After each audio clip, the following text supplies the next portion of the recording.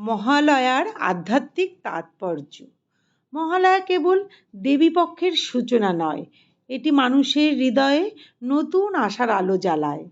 এই দিন আমরা পূর্বপুরুষদের স্মরণ করি, তাদের আশীর্বাদ গ্রহণ করি আর প্রতিজ্ঞা করি জীবনে সৎকর্মে চলার।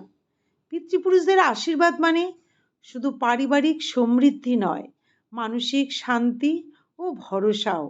তাই মহালয়ার দিন আমাদের মনে করিয়ে দেয়, শিকড় ভুলে গেলে গাছ যেমন টেকে না, তেমনি মানুষও আশীর্বাদহীন জীবনে স্থির থাকতে পারে না। মহালয়া আমাদের শেখায় জীবন ক্ষণস্থায়ী, কিন্তু কর্ম আর স্মৃতি হলো অমর। তাই সৎকর্মই হলো আমাদের প্রকৃত সম্পদ। একই সাথে মহালয়া হলো দেবী দুর্গার পৃথিবীতে আগমনের আহ্বান।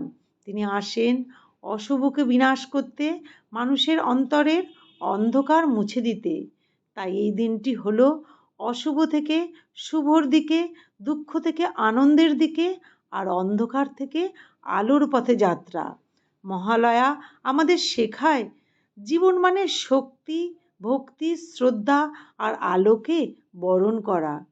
যদি আমরা অন্তরের ভক্তি দিয়ে মাকে আহ্বান করি, তবে তিনি আমাদের জীবন থেকেও দুঃখ ও অন্ধকার দূর করবেন।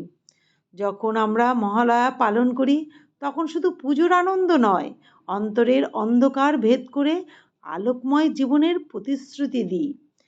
এই দিন আমাদের মনে করিয়ে দেয়, ঈশ্বর ও পূর্বপুরুষকে শ্রদ্ধা করলে জীবনে শক্তি, শান্তি ও ভরসা মেলে। নমস্কার।